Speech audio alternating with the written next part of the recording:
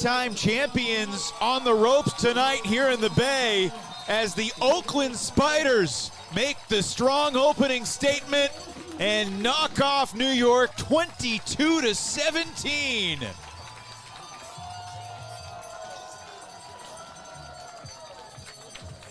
The Oakland Spiders are 1-0. What's up, everybody? Welcome to Swing Pass.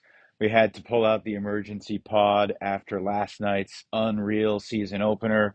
The Oakland Spiders getting the job done against the New York Empire, 22-17. Though certainly closer than the final score indicated. Evan Lepler here for an audio chat with Adam Ruffner. Adam, I'm at the airport getting ready to head to Vegas. The journey continues, but I got to ask you for your biggest picture takeaway thoughts from last night's season opener that I don't know if I feel like it exceeded the hype. Would you agree? Oh, absolutely. I mean, how about them spiders, huh? I mean, we had talked about it going into this game that there was a definite chance that Oakland could make some noise against an aging and descending Empire team. And boy, howdy, how about 8 legs, 1 heart? I mean, there is just so much on display and to like about this Oakland team. You talk about the depth, you talk about the playmaking. I mean, Leo Gordon in his professional debut, I think looking like, a possible MVP candidate.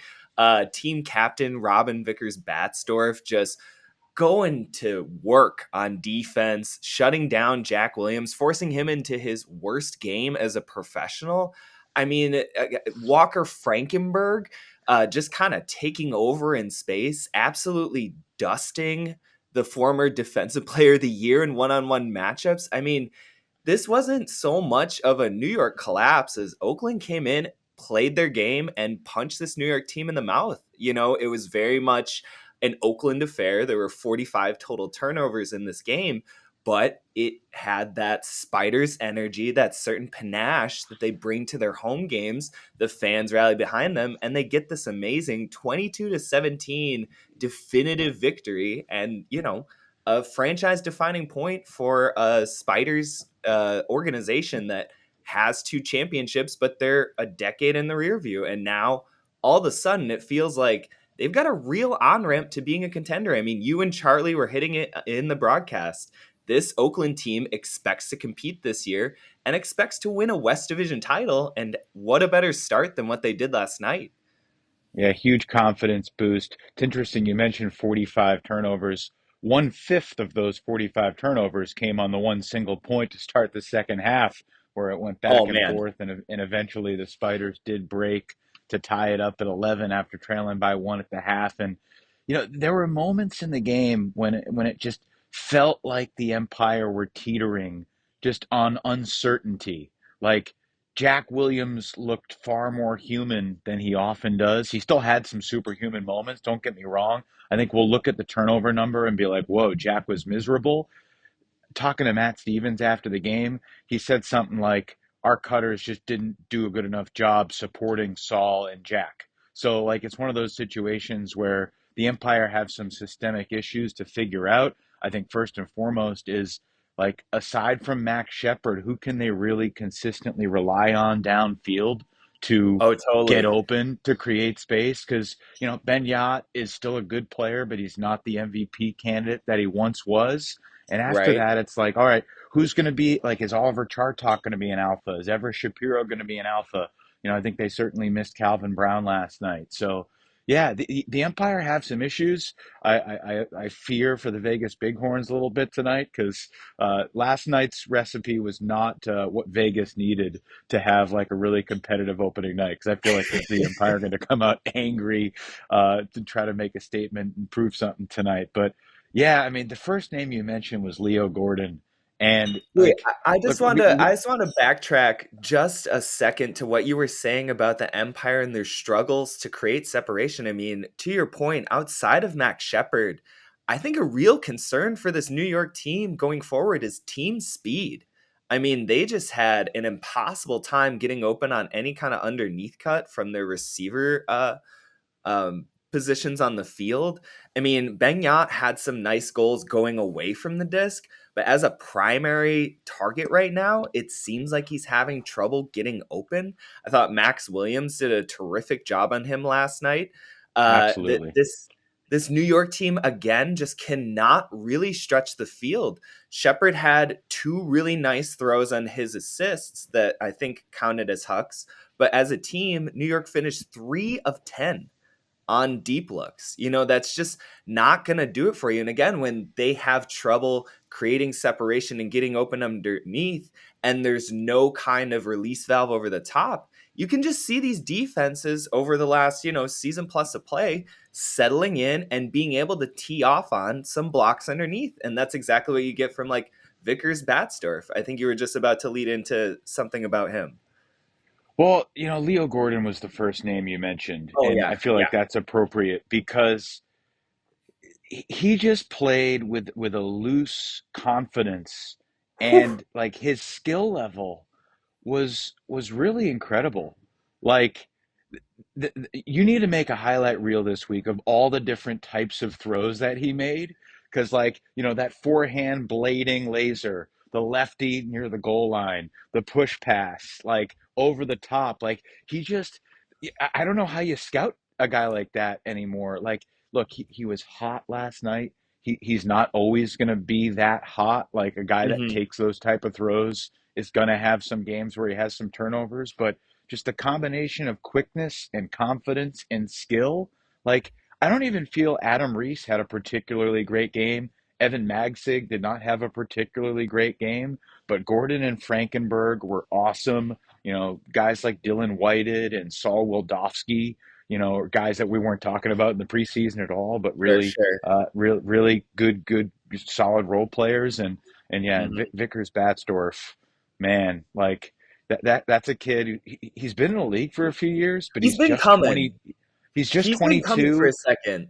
And I talked to him after the game last night, Adam, and you could tell how much it meant to him. He grew up in New York. His first ever Frisbee game in person was an Empire game like Do 9 years ago when he do you was remember 13 years old. do you remember at the 2022 All-Star game, there was a group of Spiders players who vanned themselves up, drove up the road trip of the left coast, and came up to Portland to cheer on their team's selection and Chris Lung? Vickers Batsdorf was one of those guys. Max Williams was one of those guys. This Oakland team has been fighting for each other for a second, and RVB has been a huge component of that. I just wanted to add that little piece of narrative. Yeah. And just, he's a New York guy. He grew up in Brooklyn. He grew up going to Empire games. So, Oh, that's I mean, awesome.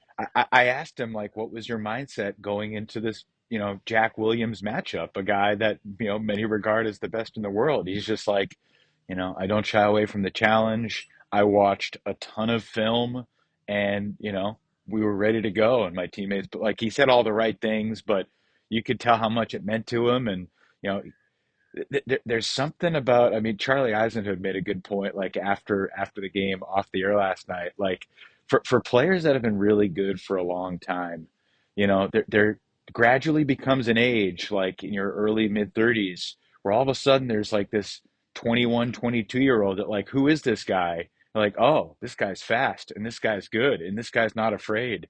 And, that's like the evolution of sports. And I think we saw that a little bit last night. Now, I don't want to overreact and say this is like a passing of the torch moment, but we've seen one game and the Spiders were clearly the better team last night from like the 10-minute mark in the first quarter through the finish line. And yeah, Yeah. it was just an awesome night. It was really fun to be a part of.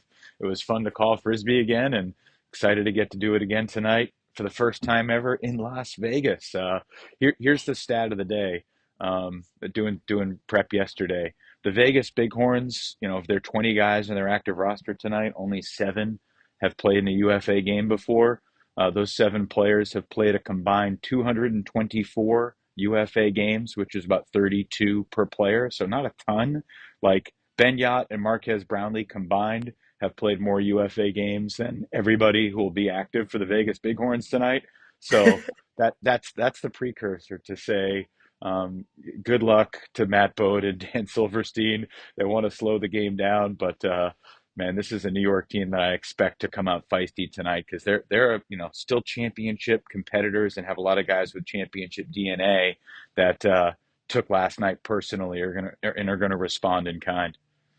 Yeah, I absolutely expect that from the Empire. And again, there still were some, I think, lighting through the cracks, so to speak. I mean, Max Shepard, at least through the first three quarters, had a fantastic debut at the Empire. He finishes with 8 total scores, 400 total yards, and just had a couple of moments where you go, that's the guy. Like Yeah, he can really elevate the ceiling of this Empire offense. The problem that I have is that does he bring up the floor?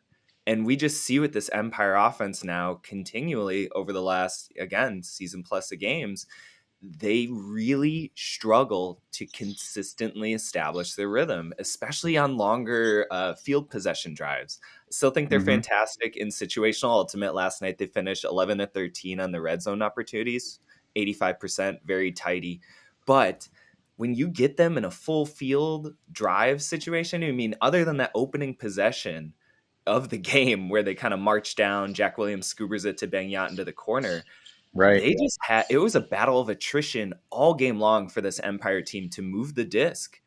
Yeah, it was just easier for the Spiders to score on offense than it was New York, and part of that was the Spiders' defensive pressure and just the energy that they played with, and part of it was, I think, New York's offense not having the chemistry that we're used to seeing. Yeah, yeah. And again, I don't want to overreact, but one more point to your Gordon analysis. I think we all knew he was going to be very, very good coming into this league. I don't think we expected him to just be special like that out of the gate. To your point, it was just like he had a throw for every situation. It was like Yeah. he into a lock just whenever they needed it. That late stall push pass that he had on the goal line. Did you see the tight spin on that disc? I mean, that Yeah. is a swilly throw by any definition. And even in that situation, pressure cooker on, he's just spin dealing it and then pivoting towards the crowd, throwing it up, acting like he's been a Spider for, years. And again, credit to the franchise. Really excited to see where they can take this. Yeah. Did not look like a guy playing his first UFA game in like this No. rule set with the timing situation and the, just everything that goes into, I mean, I talked to Leo after the game and the first thing he said when I asked him like, what was this night like for you? He's like, it was just so much fun to play Ultimate in front of fans like this, like he played in the college final last year in front of a great crowd at Bree Stevens Field and they won a national title.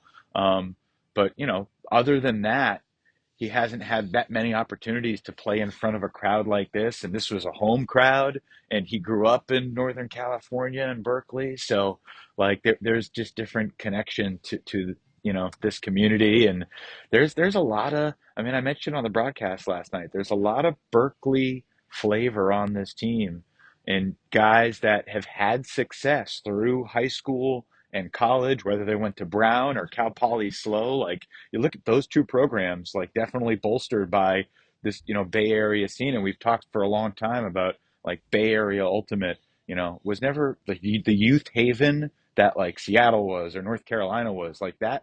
That I think has kind of quietly changed over the past 5, 10 years, in part because of all the good players that were here. Like we're putting in the time coaching, and that includes Caleb Merriam. It includes Eli Kearns. Like I saw Manisha Dariani last night, was at the game, and she has put a lot of time coaching into the Bay Area youth scene, and like, those seeds were planted, and I think last night we're starting to see the flowers of all that effort, and yeah, it's exciting to think about what this Spiders team can do. Like they're on the road at Seattle and Oregon next weekend. Then they have Seattle a couple of times at home. Then they have Salt Lake and Colorado. So like, you know, a month from now, we're going to know a lot about this Spiders team. And, it's fun to think about what their ceiling is going to be. But, they're also going to experience some adversity going forward, both going on the road and, things happen in UFA games, especially when you're going against other talented teams. But, man, what a way to start the season last night. And, yeah, it was just so much fun to be back out there, and it's fun to have this cool new storyline and this cool new contender. Like, what's your biggest takeaway just from like how did your perception of Oakland change going into last night compared to what it is now? I mean, how about the fact that it completely reverses this growing trend of the East absolutely dominating the West in interdivisional play? I mean, I think going into that game, the East had won 6 or 7 straight games by like a 5+ goal margin on average Yeah. against West Division teams. And Oakland completely flips the script on that. And it also reintroduces the idea, we talked all preseason about the East being the toughest division. How about the West now? You asked me, I think, in the preview episode where I would put Oakland in the West. And I said, well, kind of what they deserved. Third. If that's the third best team in your division, whew, Yeah. whew. Yeah, I think you may have undersold it a little bit in the preseason, which is no fault on you. I love to undersell a little bit, then I can really add in more flavor later, right? I mean, I'm just excited as you and the rest of the fans where it's like, man, we get an Oakland team like this. I mean, again, they've been building towards this. This has Hmm. been an experiment in the lab that has been developing. And, we've been really high on their playmaking, their energy, their camaraderie as a unit. And I think we've always just wondered what would happen if they got one or two more pieces around the Mechanix, the Eli Kearns, these like World Games level players that come through the Bay Area and play for this Oakland team. And now they have a handful. And now we see what's happening, right? They're punching New York, ostensibly one of the most star-studded teams or lineups in the league, right in the mouth.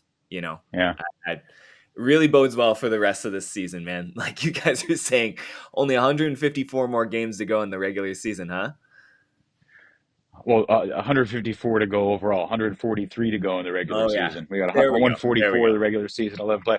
Adam, before I let you go, it's the Bighorns plus 9.5 tonight. You taking the points, or you laying the points and ready for the Empire Fury game?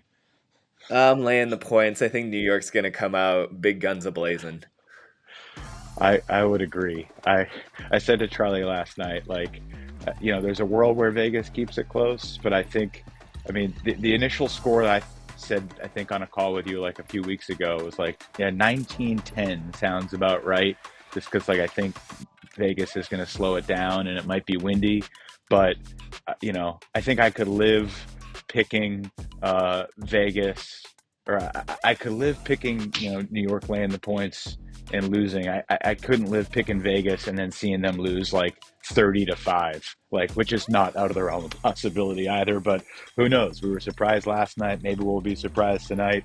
Adam, thanks for making time for this quick emergency pod. I'm going to hop on a flight to the entertainment capital of the world, and the journey continues. So thanks for checking out this emergency swing pass pod. For Adam Ruffner, I am Evan Lepler.